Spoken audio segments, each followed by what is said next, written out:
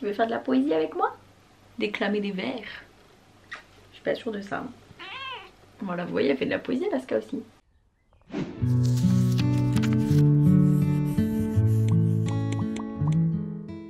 Coucou tout le monde! Je vous retrouve aujourd'hui parce que j'ai envie de me lancer un petit challenge et si vous en avez envie, vous pouvez me rejoindre sur ce petit challenge. Si vous me suivez depuis longtemps, vous le savez sûrement, j'aime beaucoup les romans en vers libre. Quelques exemples autour de moi s'affichent. Et j'aime beaucoup la poésie, mais je n'en lis pas assez tout simplement parce que je ne trouve pas le moment pour en lire. En fait, la poésie, ça devrait être une littérature que je pourrais picorer par exemple, puisque dans un recueil de poèmes, on peut très bien lire 2-3 poèmes et puis basta. Mais je ne sais pas lire comme ça, je ne sais pas picorer dans les livres, c'est quelque chose que je n'arrive pas à faire. C'est d'ailleurs pour ça que je lis les livres un par un. Vous me connaissez, je ne lis jamais de livres en même temps, c'est très rare. J'aime pas trop ça, ça me mélange tout. Donc du coup, même dans la poésie, je n'y arrive pas. Je sais que si je me mets en tête que je vais picorer, bah en fait je vais juste jamais lire le livre. Donc pour lire davantage de poésie et m'ouvrir à ce genre que je ne connais pas assez et dont je ne sais pas si bien parler pour le moment, j'ai envie de me lancer un challenge qui va s'appeler le mardi poésie. C'est-à-dire que chaque mardi, je vais m'obliger à lire un recueil de poésie, un livre poétique et je vais essayer de vlogger ces moments à chaque fois pour vous faire déjà en décembre un petit bilan de mon challenge mardi poésie, mais un challenge qui sera voué à continuer si je l'ai réussi bien évidemment. Donc en fait le challenge le mardi poésie, il est là pour 2023 mais il est potentiellement là pour 2024 et pour toutes les années à venir si vous avez envie de me rejoindre bien évidemment. Je vais donc vous présenter tous les livres poétiques que j'ai dans ma pile à lire et que j'aimerais potentiellement lire durant ce challenge. Ça a fait un peu de place dans ma pile à lire mais il faudrait que je puisse les ranger après. Mais avant ça je vous donne toutes les infos si vous souhaitez y participer avec moi. C'est un challenge 100% libre hein, comme d'habitude, il n'y a pas d'inscription, il n'y a rien, vous avez juste à l'effectuer de votre côté si vous en avez envie. Mais si vous souhaitez partager vos découvertes, partager avec nous, avoir des conseils, tout ça en poésie, sachez que je vais ouvrir une discussion sur mon serveur Discord entièrement dédié au challenge le mardi poésie. Comme ça chaque mardi et même toute la semaine d'ailleurs vous pourrez parler de poésie, parler de vos lectures, parler de vos découvertes, parler des livres que vous avez dans votre pile à lire, etc. Et de même le hashtag le mardi poésie comme vous l'avez déjà vu est donc lancé et vous pouvez l'utiliser sur Instagram, sur TikTok. Ah mais ouais, sur TikTok c'est une bonne idée ça, que je puisse tourner aussi un TikTok à chaque fois. En mettant des citations de mes pages préférées, tout ça. Bref, utilisez ce hashtag comme vous le souhaitez. N'hésitez pas même à faire une vidéo YouTube avec tous les livres poétiques que vous souhaitez lire et à utiliser le hashtag, à m'identifier dans votre vidéo pour que j'aille la voir. J'espère que ce challenge va vous enthousiasmer. Je sais que c'est une vidéo qui aura moins de vues que d'habitude parce que la poésie ça ne parle pas forcément à tout le monde. Mais je sais aussi qu'on est beaucoup à vouloir s'ouvrir à des genres nouveaux, des genres dont on n'a pas l'habitude. Et la poésie en fait clairement partie je pense pour moi, mais pas que pour moi je suppose. Vous me direz dans les commentaires si ce challenge vous fait envie, vous tente et si c'est une bonne idée ou pas du tout. Et puis quand le challenge avancera, commencera un petit peu à se structurer parce que là je vous sors des trucs un petit peu de manière flou brouillon, et ben on pourra penser à de nouvelles idées, pourquoi pas un petit canal Instagram où on parle de poésie, enfin je sais pas, plein d'idées, mais encore une fois les commentaires sont là pour vous donc n'hésitez pas à vous exprimer dans l'espace commentaire, à suggérer des choses, à donner votre avis, c'est là pour ça. On passe à la partie livre de poésie et sachez que j'en ai beaucoup dans ma bibliothèque.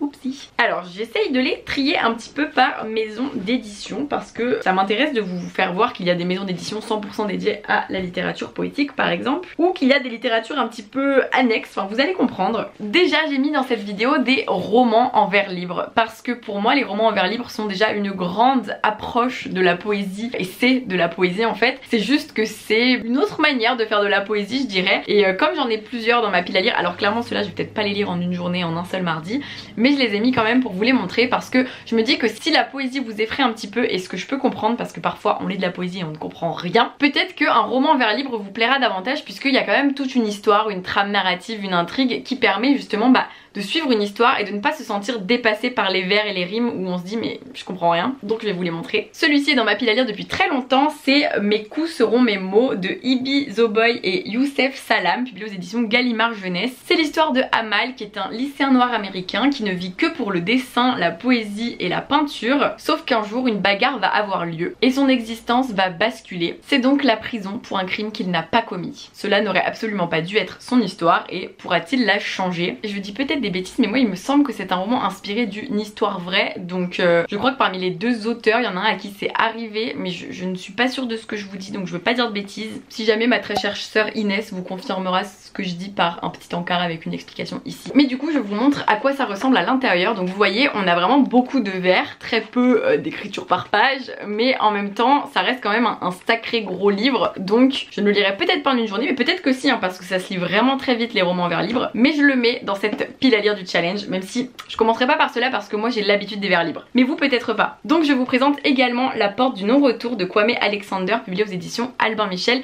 qui ici raconte l'histoire de Kofi, qui est un jeune qui vit et rêve au bord de la rivière au royaume Ashanti en 1860, jusqu'à ce que son quotidien bascule et qu'il se retrouve alors jeté en esclavage avec sa famille. C'est évidemment inspiré de faits réels, ça a l'air très difficile à lire mais en même temps nécessaire. Kwame Alexander est un auteur que j'admire beaucoup, donc j'ai trop hâte de lire sa plume.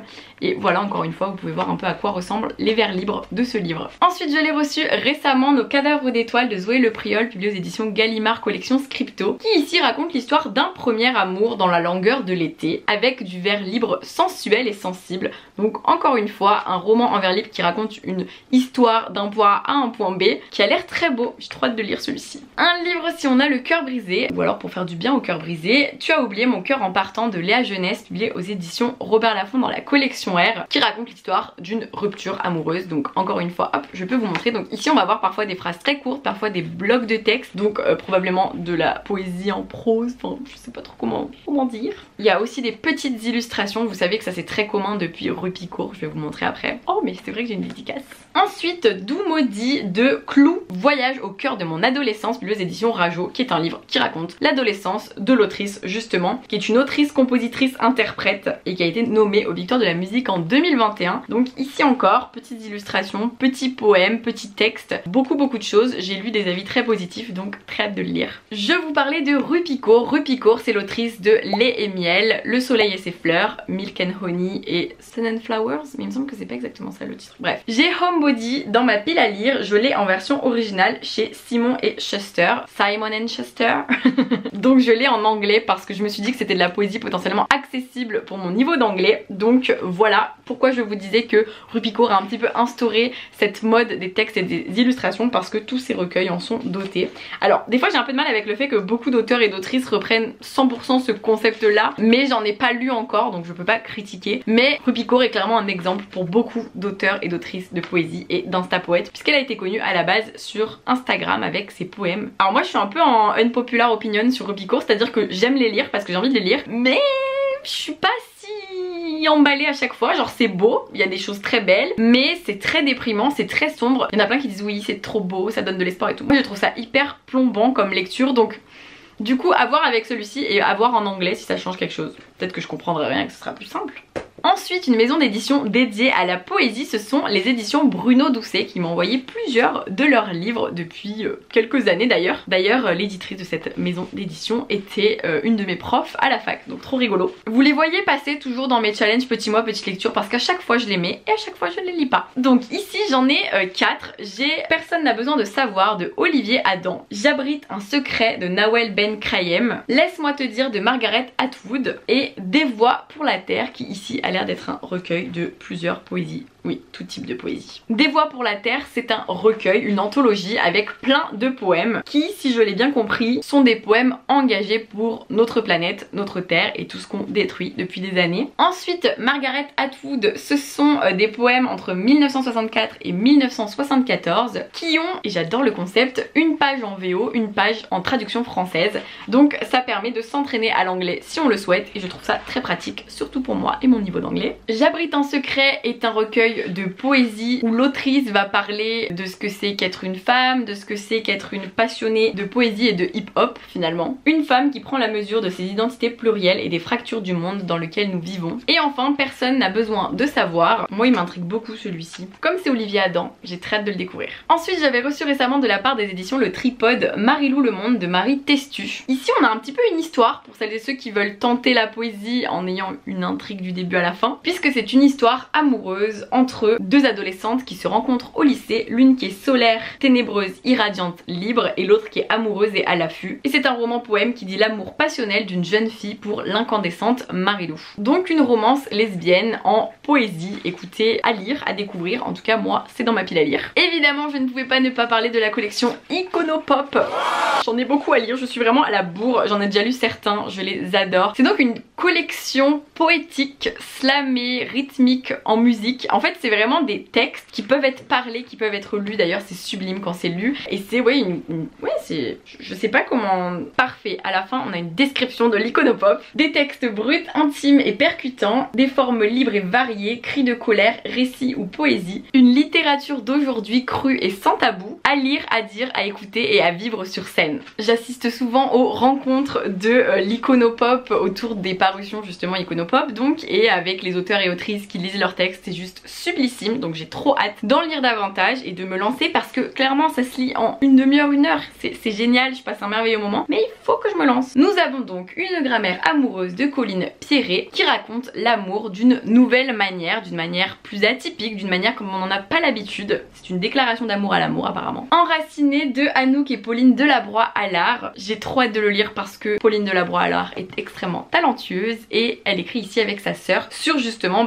cette relation entre sœurs. Donc moi vous savez que j'ai une sœur donc j'adore les livres sur cette thématique. La joie et le reste de Baptiste Beaulieu qui raconte ce qui le constitue, la foi, l'homosexualité et la médecine. Des frelons dans le cœur de Suzanne Robalet. Des mots qui disent les peurs, le besoin d'absolu et quand la liberté rime avec intranquillité. Plus de likes que d'amour de Dorian Masson qui raconte l'état amoureux de notre époque avec mélancolie, érotisme, poésie. On parle des likes, on parle des téléphones sur lesquels nos regards sont vissés absolument tout le temps. En armes de Sylvain Pathieu qui raconte la difficulté de faire face aux proches qui s'en vont, de faire face au temps qui passe, à ce qu'on prenait pour acquis mais qui ne l'est plus. Et ici la poésie peut être une arme. J'envisage l'impossible d'Arthur Navellou qui raconte Arthur justement qui questionne ses rêves, ses peurs, cherche sa place dans le monde et va quitter sa ville natale après l'adolescence sans se retourner afin de rejoindre la capitale. Et enfin Nuit silencieuse de Till Lindemann qui est le fondateur du groupe Rammstein. Il va parler d'amour, de mort, de sexe qui sont des thèmes absolument obsessionnels chez cet homme mélancolique avec un humour grinçant et parfois provocateur, beaucoup de noirceur et de dérision apparemment, à l'image de Rammstein et du métal quoi. Ensuite j'aimerais lire Tout ce que je n'ai jamais su dire de Flore Perrault publié aux éditions Erdeling. Alors je ne sais plus si cette édition existe encore mais je veux lire ce livre dans tous les cas parce que il a l'air très chouette et vous voyez quand je vous disais que Rupicourt était un modèle, on a vraiment le même système un petit peu de fleurs et de poèmes et tout ça et c'est très joli hein. J'ai hâte de le découvrir. Puis les éditions Gallimard ont sorti récemment dans leur collection Folio Junior des anthologies, ici L'amour en poésie, une anthologie de Clémentine Beauvais et ici L'Arbre en poésie qui est une anthologie de Georges Jean avec une préface de Timothée de Fombelle. Vous l'avez compris, plein de poèmes d'amour ici de toutes les époques réunis par Clémentine Beauvais et ici plein de poèmes qui parlent de l'arbre sous toutes ses formes. Bien sûr Timothée de Fombelle qui fait la préface, ça ne m'étonne pas avec Toby Loveless qui se passe littéralement dans un arbre cette histoire. Et enfin de classique, Tina va me bénir en voyant cette vidéo, Elsa de Aragon que Tina m'a offert et qui est son roman préféré du monde entier, enfin son recueil de poésie préféré. Elsa ça raconte l'amour apparemment de la plus belle manière qui soit, donc écoutez nous verrons cela. Et ensuite Les Fleurs du Mal de Baudelaire que j'ai déjà lu bien sûr pendant mes études, j'ai lu pas mal de poèmes mais je n'ai pas tout lu donc j'avais envie de le rajouter. Mais pour le coup celui-ci justement je me vois plus le feuilleter, le picorer parce que il y a beaucoup de pages et je ne pourrais clairement pas lire 400 pages de poésie en une journée, en un mardi. Bref voilà pour ma pile à lire du challenge le mardi poésie. J'espère que ça vous plaira, j'ai trop hâte de savoir si ça vous enchante ou pas cette idée et si ça vous enthousiasme. Le lien de mon Discord est en barre d'infos, n'hésitez pas à liker la vidéo, à vous abonner si c'est pas déjà fait et à commenter pour comme toujours me donner vos suggestions, vos idées, vos conseils, votre avis. Sur ce je vous souhaite de très belles lectures poétiques ou non et je vous dis à très vite pour une prochaine vidéo. Bisous.